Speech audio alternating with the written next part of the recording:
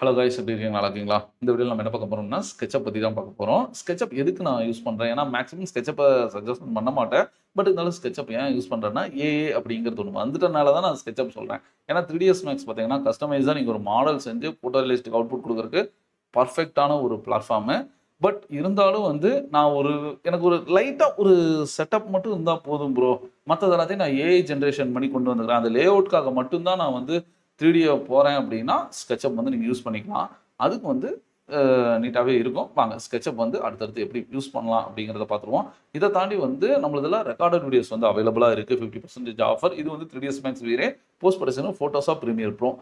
Production ஓரியன்டடான training அப்படிங்கிறதுனால, அ ஒரு ப்ராஜெக்ட் உங்க கையில கிளையன்ட் குடுக்குறாங்கன்னா, அந்த ப்ராஜெக்ட்ட எப்படி ஹேண்டில் பண்ணி ஃபைனல் அவுட்புட் எடுக்கணும் அப்படிங்கிற எல்லாமே உங்களுக்கு அட்வான்ஸ் லெவல் ட்ரெய்னிங் வந்து உங்களுக்கு அதுல இருக்கும். ஸ்க்ரீன்ல இருக்க என்னோட வாட்ஸ்அப் நம்பருக்கு கான்டாக்ட் பண்ணுங்க.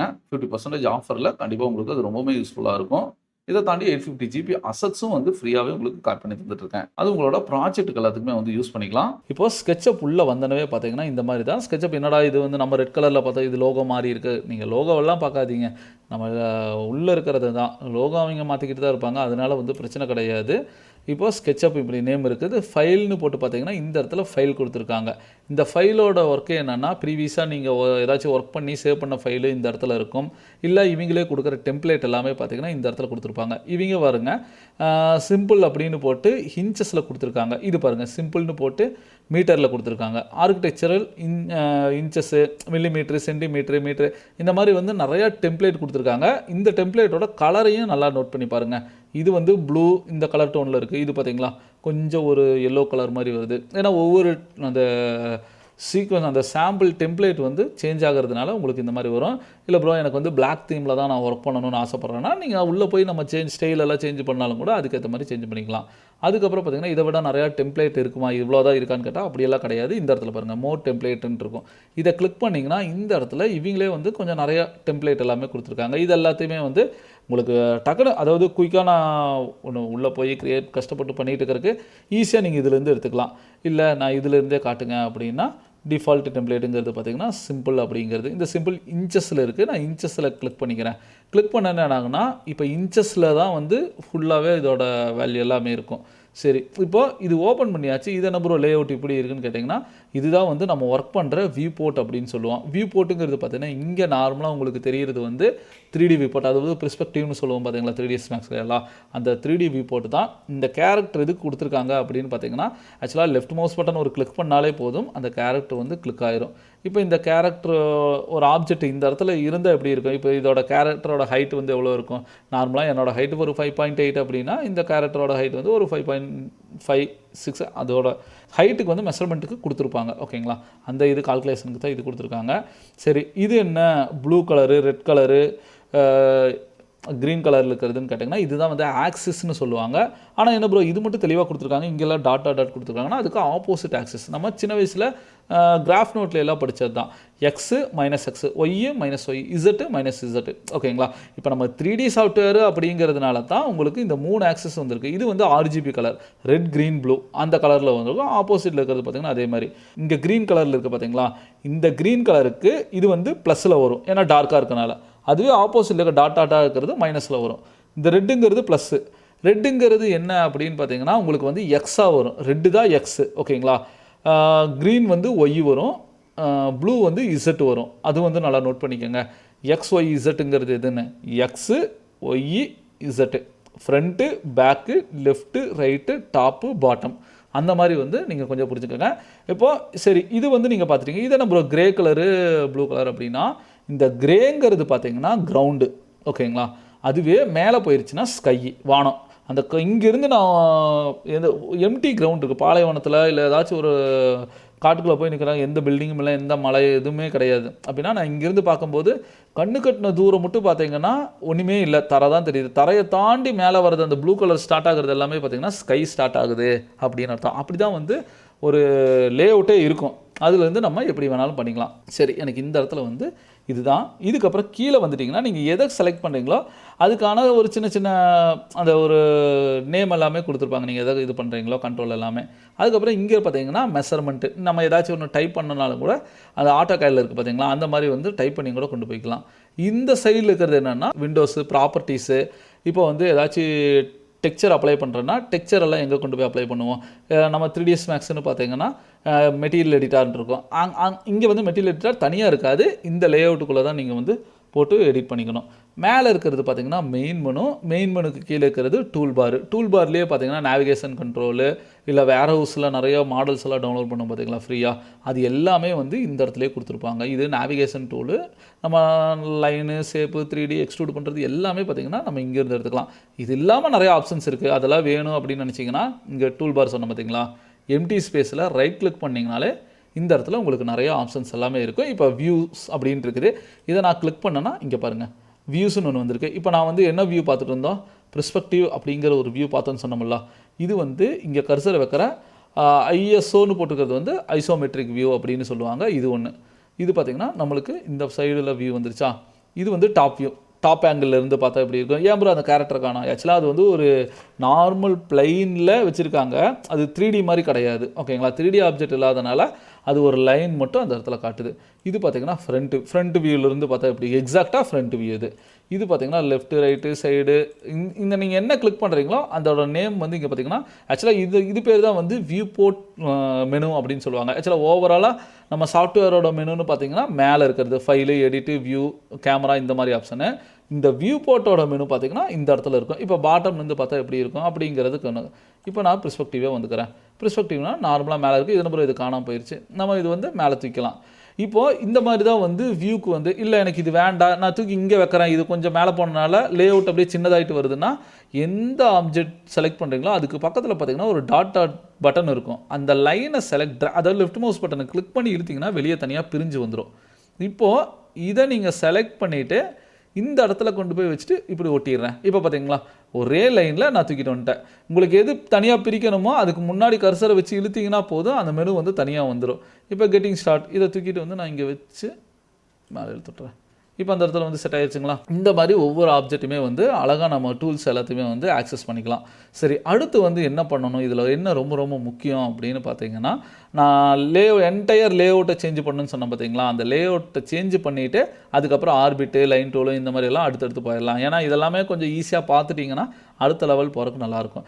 இப்போ நார்மலாக நம்ம கர்சரில் இப்படி நான் ஒரு ஆப்ஜெக்டை செலக்ட் பண்ணுறேன், இப்போ நகர்த்துறேன் அப்படின்னா என் மவுஸ் என்ன ஷேப்பில் இருக்குதுன்னு பாருங்கள்.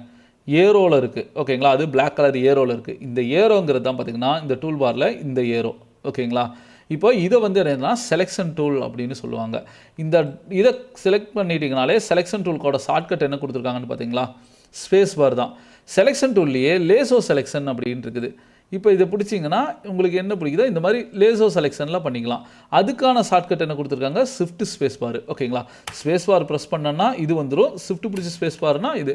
ஏன்னா இந்த ஷார்ட்கட் எல்லாத்தையுமே நம்ம வந்து மனப்பாடம் பண்ணி நீங்கள் ஒரு அட்லீஸ்ட் மனப்பாடம் பண்ணணுன்ட்டு கிடையாது, ஒரு டக்குன்னு ஒர்க் பண்ண ரெகுலராக நீங்கள் ஒர்க் பண்ண வந்துடும். சரி, இப்போ இதோட ஹிண்ட் மாதிரி இது ஒவ்வொரு டைம் வந்து இது நான் கிளிக் பண்ணிவிட்டு இதை தான் பார்க்குறோமா, நான் இப்போ எதை செலக்ட் பண்ணாலும் அதுக்கான இது வந்து இங்கே ஒரு ஹிண்ட் மாதிரி கொடுப்பாங்க. அதுதான் பார்த்தீங்கன்னா இன்ஸ்ட்ரக்டர் அப்படிங்கிறது ஒன்று இருக்குங்க. இதை கிளிக் பண்ணிட்டீங்கன்னா போதும். இப்போ நான் என்ன இதை டூலை செலக்ட் பண்ண, இப்போ செலெக்ஷன் டூல் செலக்ட் பண்ணேன்னா செலெக்ஷன் டூலை பற்றினா விஷயம் எல்லாமே பார்த்தீங்கன்னா இந்த இடத்துல போட்டிருக்கும். ஓகேங்களா, இப்போ ரெண்டாவது பார்த்தீங்கன்னா இதுலேயே வந்து எரேஸ் டூல் அப்படிங்கிறது. எரேஸ் டூலுங்கிறத செலக்ட் பண்ணிட்டேன்னா இங்கே பாருங்கள், எரேஸ் டூலை பற்றி எப்படி அது ஒர்க் ஆகும் அப்படிங்கிறத இந்த இதில் இன்ஸ்ட்ரக்ட் பண்ணுவாங்க. இப்போ புதுசாக நீங்கள் உள்ளே வரீங்கன்னா அதை பார்த்துக்கலாம். பட் இது வந்து நம்மளுக்கு அவ்வளோக்கா, ஏன்னா இதை பார்த்துட்டு கற்றுக்கிறதுக்கு நம்ம அது வந்து டைம் ரொம்ப இழுத்துக்கும். அதனால தான் பார்த்தீங்கன்னா நம்ம இது வந்து யூஸ் பண்ணுறதில்ல. இப்போது எரேஸ் டூல் அப்படின்னா நான் எரேஸ் டூலுக்கு வந்து செலக்ட் பண்ணிவிட்டு ஒரு கிளிக் பண்ணிட்டீங்கன்னா போதும்.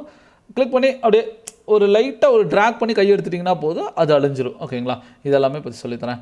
இப்போது கண்ட்ரோல் இசட் கொடுத்துட்டிங்கன்னா அண்டு வந்துடும், எரேஸ் பண்ணது அண்டு வந்துடும். ஓகேங்களா, செலெக்ஷன் டூலுக்கு ஸ்பேஸ் பார் செலக்ட் பண்ணாலே டக்குன்னு உங்களுக்கு செலெக்ஷன் டூலுக்கு அந்த இடத்துல போயிடும். சரி ப்ரோ, இது என்ன ப்ரோ இது கொடுத்துருக்காங்கன்னா சர்ச் பாக்ஸு. உங்களுக்கு ஏதாச்சும் ஒரு கமாண்டு வேணுனாலும் கூட நம்ம அந்த இடத்துல கொண்டு வந்துக்கலாம். சப்போஸ் இப்போ நான் சர்ச் பார் வந்து கொண்டு வந்துட்டேன், இதை நான் எங்கே வேணாலும் வச்சு புதுசாக ஒரு டூலை வந்து நான் வெளியே இருந்து தூக்கிட்டு வர முடியும். இப்போ பாருங்கள், தான் போட்டிருக்கேன், ரெக்டாங்குலர் வந்துருச்சுங்களா.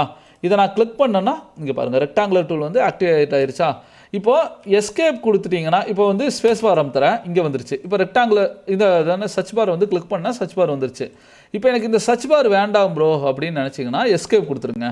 எஸ்கேப் கொடுத்தீங்கன்னா அந்த சர்ச் பார் வந்து காணாமல் போயிடும்.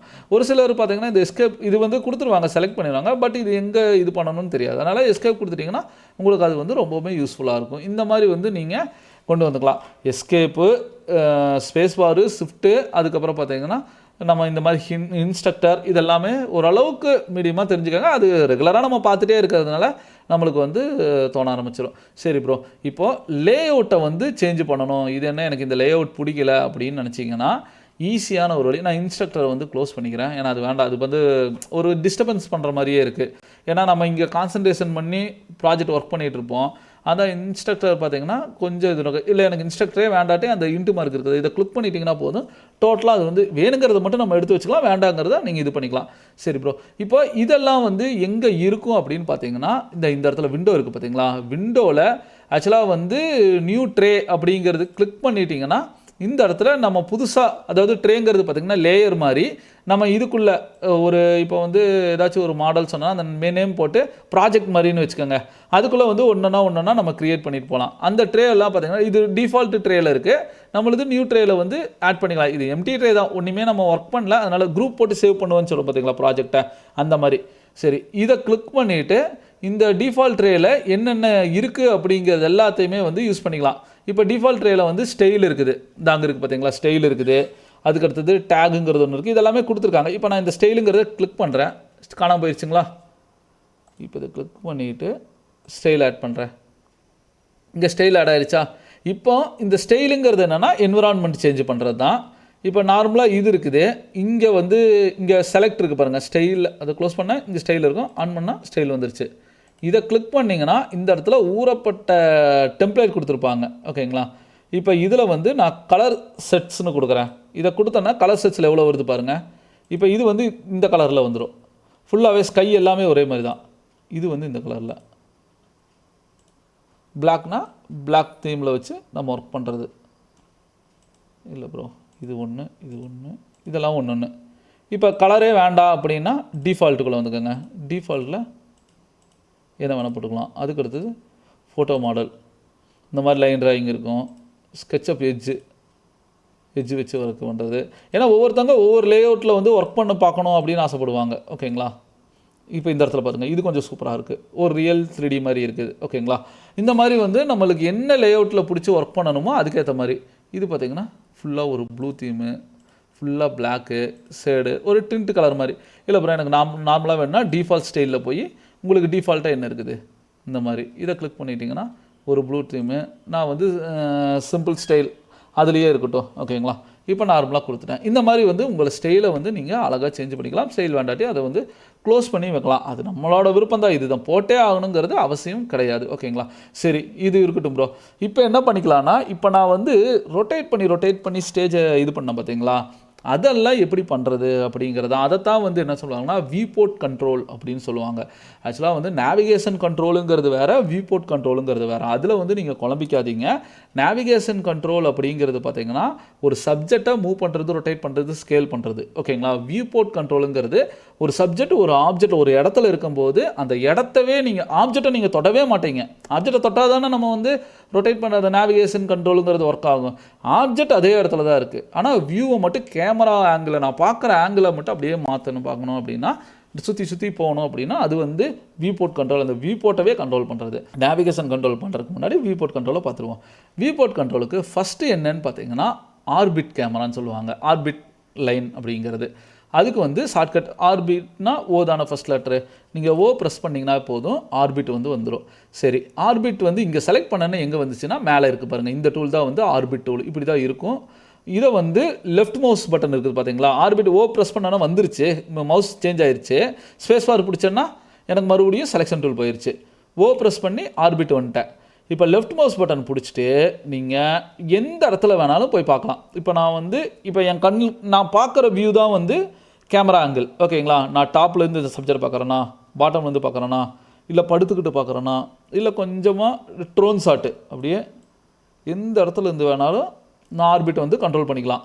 இது பார்த்தீங்கன்னா ஆர்பிட் அப்படின்னு சொல்லுவாங்க. சரி, பக்கத்தில் இருக்கிறது என்ன அப்படின்னு ஆர்பிட்டுங்கும்போது டார்கெட் பாயிண்ட் அங்கே தான் இருக்குது. கேமரா மட்டும்தான் 360 டிகிரி வந்து ரொட்டேட் ஆகிக்கிட்டே இருக்குது. ஓகேங்களா, அது வந்து நல்லா நோட் பண்ணணும். அதுக்கடுத்து பார்த்தீங்கன்னா ஹேண்ட் டூலு, அதாவது வந்து பேன் டூல்னு சொல்லுவாங்க. இது வந்து ஹேண்டு தானே, கை தானுங்க. அப்படின்னா வந்து ஹேண்டோட பேன் டூல்னா பி வச்சுக்கலாமான்னு கேட்பீங்க. பட் அது கிடையாது. ஹேண்டுங்கிறது ஹேண்டோட ஃபஸ்ட் லெட்டர் ஹெச் ப்ரெஸ் பண்ணிட்டீங்கன்னா போதும், இந்த டூல் வந்து செட் ஆயிரும். இப்போ நான் வந்து லெஃப்ட் மவுஸ் பட்டனே தான் பிடிச்சி இழுத்தீங்கன்னா நகுத்தலாம். கேமராவே இப்போ ரொட்டேட் ஆகாது, கேமராவே நகரும். இதுதான் வந்து ஹேண்ட் டூல். சரி, அதுக்கடுத்து பார்த்தீங்கன்னா ஜூம் டூல். ஜூமுங்கிறது பார்த்தீங்கன்னா நீங்கள் மிடில் மவுஸ் பட்டனை ஸ்க்ரோலின் ஸ்க்ரோல் அவுட்டும் பண்ணலாம். அப்படி இல்லையா இசட் ப்ரெஸ் பண்ணிங்கன்னா உங்களுக்கு இந்த டூல் வந்து ஆக்டிவேட் ஆயிரும். இப்போ நார்மலாக வந்து லெஃப்ட் மவுஸ் பட்டனை பிடிச்சி இழுத்திங்கனாலே போதும், ஜூம் இன் ஜூம் அவுட் ஆகும். சரி, அதுக்கு பக்கத்தில் இருக்கிறது என்ன கொடுத்துருக்காங்கன்னா, கர்சர் நீங்கள் வச்சாலே போதும், ஜூம் எக்ஸ்டெண்டட் அப்படின்னு கொடுத்துருக்காங்க. இந்த ஜூம் எக்ஸ்டெண்டட்ஸ் அப்படிங்கிறது என்ன அப்படின்னு பார்த்தீங்கன்னா, இது எவ்வளோ லாங்கில் இருக்குது. ஓகேங்களா, இப்போ நான் இதை கிளிக் பண்ணுறேன்னா டக்குன்னு ஃபிட் அண்ட் ஃப்ரேம் மாதிரி உங்களுக்கு செட் ஆகிரும். எவ்வளோ இமேஜ் இருக்குதோ அது கரெக்டாக பார்த்தீங்கன்னா நம்மளோட ஸ்க்ரீனில் வந்து ஃபிட் ஆகிரும். இதுதான் வந்து விபோர்ட் கண்ட்ரோல்னு சொல்லுவாங்க. இந்த விபோர்ட் கண்ட்ரோல் வந்து ரொம்ப ரொம்ப முக்கியமானது, அதை பார்த்துக்கோங்க. சரி ப்ரோ, வந்து ப்ரெஸ் பண்ணாமையே வந்து எனக்கு வந்து இது ஒவ்வொரு டைமும் வந்து OHZ இதை ப்ரெஸ் பண்ணி தானே போகிறேன், அது இல்லாமையே வந்து என்னால் பண்ண முடியுமான்னு கேட்டால் கண்டிப்பாக பண்ண முடியும். மிடில் மவுஸ் பட்டன் இருக்குது பார்த்தீங்களா, அந்த ரவுண்டாக சுற்றிட்டு இருக்கும்போல வீல் மாதிரி மவுஸில், அதை வந்து லாங் ப்ரெஸ் பண்ணிட்டீங்கன்னா ஆர்பிட் கேமரா வந்து செலக்ட் ஆயிரும். கை எடுத்துட்டிங்கன்னா அது டக்குன்னு போயிடும், இன்ஸ்டண்ட்டாக அது செலக்ட் ஆகிறது. டக்குன்னு இப்போ மிடில் மவுஸ் இப்போ ஸ்பேஸ் பார் பிடிச்சிக்கிறேன், ஏரோ வந்துருச்சுங்களா, மிடில் மவுஸ் பட்டனை லாங் ப்ரெஸ் பண்ணுறேன், பிடிச்சி இழுத்துட்டிங்கன்னா உங்களுக்கு வரும். இல்லை ப்ரோ லெஃப்ட் மவுஸ் பட்டன் தானே சொன்னீங்க, லெஃப்ட் மவுஸ் பட்டன் பர்மனெண்ட்டாக இருக்குது. ஓகேங்களா, ப்ரெஸ் பண்ணிங்க, க்ரஷரில் வந்து ஆர்பிட் கேமரா பர்மனெண்ட்டாக இருக்கும், நீங்கள் சேஞ்ச் பண்ணுற மட்டும் சேஞ்ச் ஆகாது. ஓகேங்களா, அதுவே வந்து ஹெச் ப்ரெஸ் பண்ணிட்டீங்கன்னா ஹேண்ட் டூலு, அதாவது பேன் டூல் பார்த்தீங்கன்னா பர்மனெண்ட்டாக இருக்கும். இசட் ப்ரெஸ் பண்ணிட்டீங்கன்னா பர்மனெண்ட்டாக கர்சரில் செட் ஆகிடும், நம்மளாக சேஞ்ச் பண்ணும்போது தான் சேஞ்ச் ஆகும். அதுவே ஸ்பேஸ் பார் பிடிச்சிக்கிறேன். டெம்பரவரியாக நான் டக்குன்னு மாற்றணும், ஏன்னா வியூ போர்ட் வந்து டக்குன்னு போனால் தான் சீக்கிரம் மாடல் பண்ண முடியும். அந்த மாதிரி டைமில் மிடில் மவுஸ் பட்டனை வந்து லாங் ப்ரெஸ் பண்ணிக்கோங்க, பிடிச்சிட்டு அப்படியே ரொட்டேட் பண்ணிங்கன்னா உங்களுக்கு எல்லா இடத்துலையுமே ரொட்டேட் ஆகும். இதுதான் வந்து ரொம்ப ரொம்ப முக்கியம். அதுவே ஷிஃப்ட்டு பிடிச்சிட்டு மிடில் மவுஸ் பட்டன் பிடிச்சிட்டிங்கன்னா பேன் டூல் வந்து யூஸ் பண்ணிக்கலாம். அதாவது நார்மலாக மிடில் மவுஸ் பட்டன் பிடிச்சிங்கன்னா வெறும் ஆர்பிட் மட்டும் டெம்பரவரியாக, ஷிஃப்ட்டு பிடிச்சிட்டிங்கன்னா பேன் டூல் வந்து டெம்பரவரியாக யூஸ் பண்ணிக்கலாம். ஜூமிங்க்கு வந்து நான் அப்போயே சொன்னது தான், ஸ்க்ரோலில் வந்து மிடில் மவுஸ் பட்டனை ஸ்க்ரோலிங் ஸ்க்ரோல் அவுட் பண்ணிங்கன்னா ஜூம் இன் ஜூம் அவுட் அந்த மாதிரி செட் பண்ணிக்கலாம். இது வந்து வியூ போர்ட் கண்ட்ரோலு. இதை வந்து நோட்டில் எழுதி வச்சுக்கோங்க. கண்டிப்பாக வந்து அவங்களுக்கு ப்ராக்டிஸ் பண்ண தான் வந்து மைண்டில் நிற்கும். வியூ போர்ட் கண்ட்ரோலுக்கும் இந்த அளவு இவ்வளோ கண்ட்ரோலில் இவ்வளோ ஆப்ஷன் செலக்டும் பண்ணலாம். கீபோர்ட் ஷார்ட்கட்டும் இருக்குது, மவுஸ் ஷார்ட்கட்டும் இருக்குது. ஓகேங்களா, இதுக்கு அடுத்தது என்ன பண்ணலாம் அப்படின்னு பார்த்தீங்கன்னா, நான் இதை வந்து எரேஸ் பண்ணுறேன். நீங்கள் செலக்ட் பண்ணிவிட்டு டெலிட் பட்டன் கொடுத்தீங்கனாலும் அது டெலிட் ஆகிடும், இல்லை எரேஸ் டூல் வச்சு டெலிட் பண்ணாலும் டெலிட் பண்ணலாம். ஏன்னா அது வந்து ஒரு ஆப்ஜெக்ட் தான், அந்த ஆப்ஜெக்ட் வந்து லாக்கெல்லாம் யாரும் பண்ணல, அதனால் வந்து நம்மளுக்கு நார்மலாக வந்து அந்த ஆப்ஜெக்ட் இருக்குது. சரி ப்ரோ, இதுக்கு அடுத்து என்ன டூல் அப்படின்னு பார்த்தீங்கன்னா, இந்த டூல் பார்லேயே பார்த்தீங்கன்னாலே தெரியும். ஃபஸ்ட்டு வந்து சர்ச் பார் பார்த்துட்டோம், அப்புறம் செலெக்ஷனு, இதுக்கு கீழே பார்த்தீங்கன்னா லேசோ செலெக்ஷன் ஒன்று இருந்துச்சு. இது பக்கத்தில் எரேஸ் டூலுங்கிறது பார்த்தீங்கன்னா உங்களுக்கு வந்து நார்மலாக இந்த டூல் இருக்குது. ப்ரெஸ் பண்ணிங்கன்னா வந்து எரேஸ் டூலோட ஷார்ட்கட் வந்து உங்களுக்கு கிடச்சிரும்.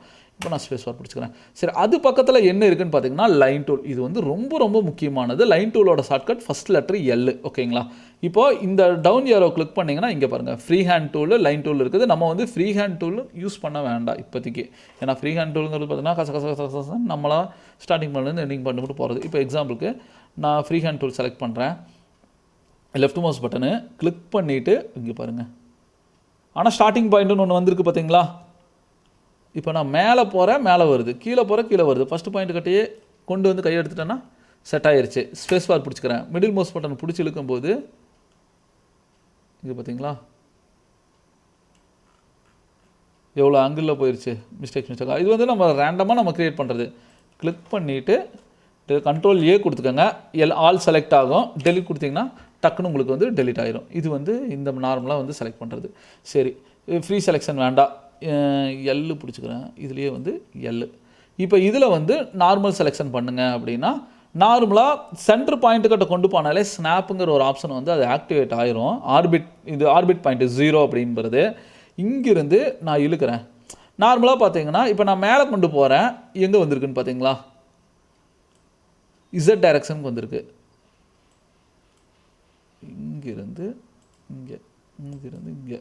இப்போ டிராயிங் பண்ணும்போது சாரி ஸ்பேஸ் பார் கொடுத்தீங்கன்னா கட் ஆயிரும். இந்த டைரெக்ஷனில் டிராயிங் பண்ணும்போது அந்த டைரெக்ஷன் வருது. மேல் டைரெக்ஷன் டிராயிங் பண்ணும்போது அப்படியே மேலே போயிடும். ஓகேங்களா? இப்போ எனக்கு இந்த லைனை கட் பண்ணணும் அப்படின்னா எரேஸ் டூல் எடுத்துகிட்டு இந்த ஒரு லைனை செலக்ட் பண்ணால் அது மட்டும் போகும். ஓகேங்களா? இப்போது பிடிச்சி இழுத்துட்டிங்கன்னா போதும், டோட்டலாக எல்லாமே வந்து செட் ஆயிரும். ஸ்பேஸ் பார் பிடிச்சிக்கிறேன். சரி ப்ரோ, எனக்கு வந்து கீழ் லைனில் மட்டும்தான் பண்ணணும், வேறு எந்த லைனுமே போகக்கூடாதுன்னா ஏரோ நம்ம கீபோர்டில் பார்த்தீங்கன்னா ஏரோ இருக்குதுல்ல, டாப்பு லெஃப்ட் ரைட்டு பாட்டம் அப்படிங்கிறது. இதில் வந்து பாட்டம் விட்டுருங்க.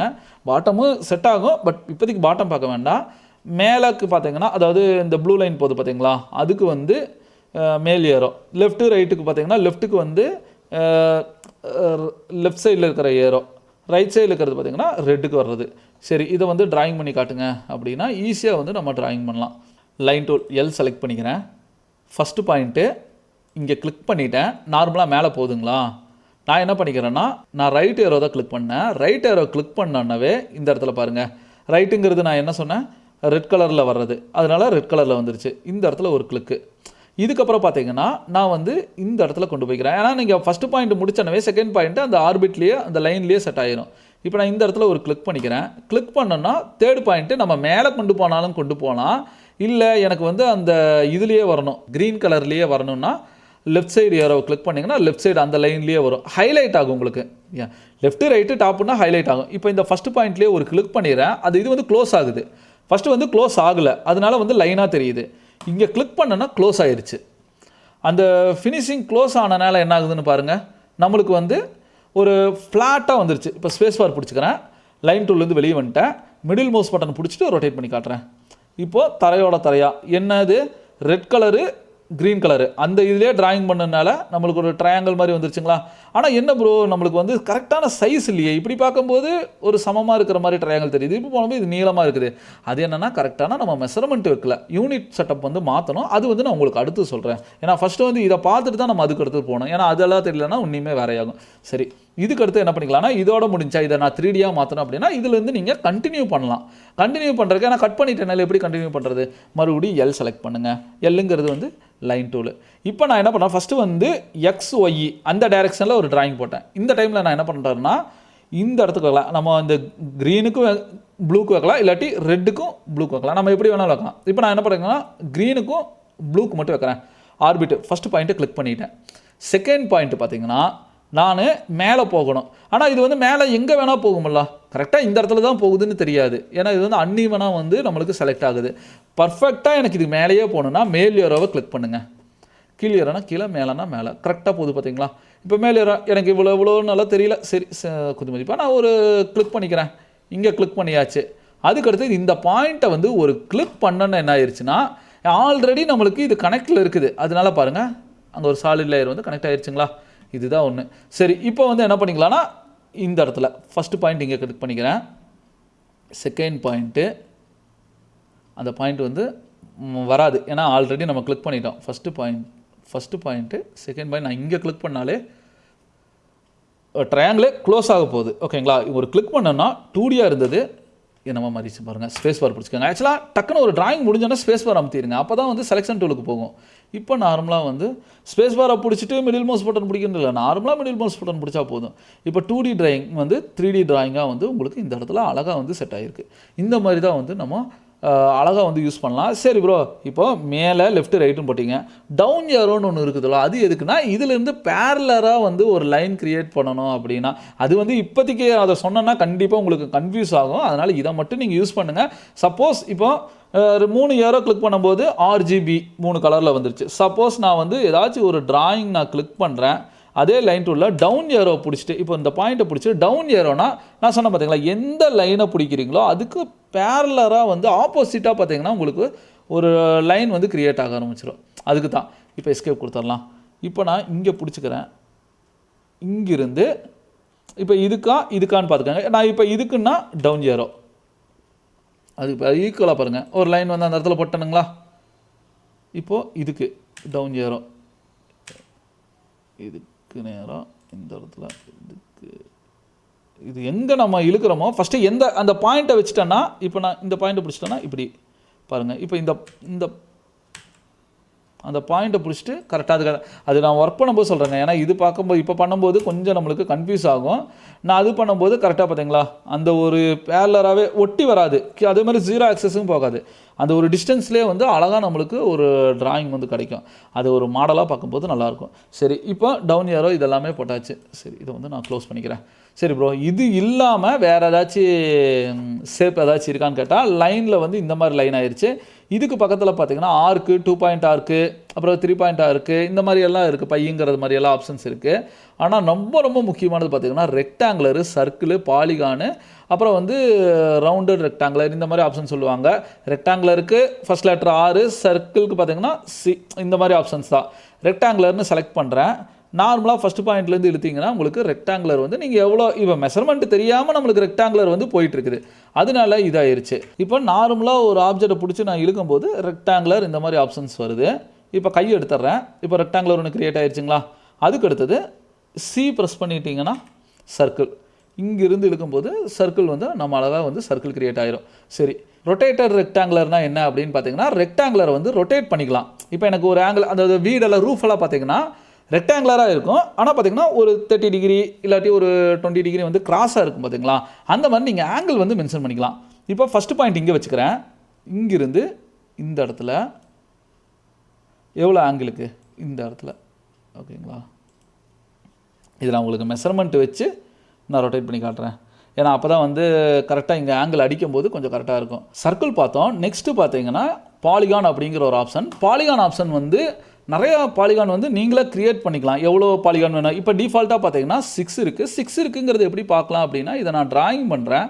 டிராயிங் பண்ணிவிட்டு ஸ்பேஸ் பார் கொடுத்துக்கிறேன். இப்போ இந்த இடத்துல வர பாருங்கள் 1 2 3 4 5 6. இதை டிராயிங் பண்ணும்போது, அதாவது இதை ஆப்ஜெக்டை நான் செலக்ட் பண்ணும்போதே இந்த இடத்துல பாருங்கள் சைட்ஸ்னு போட்டு 6ன்னு வந்துருச்சா.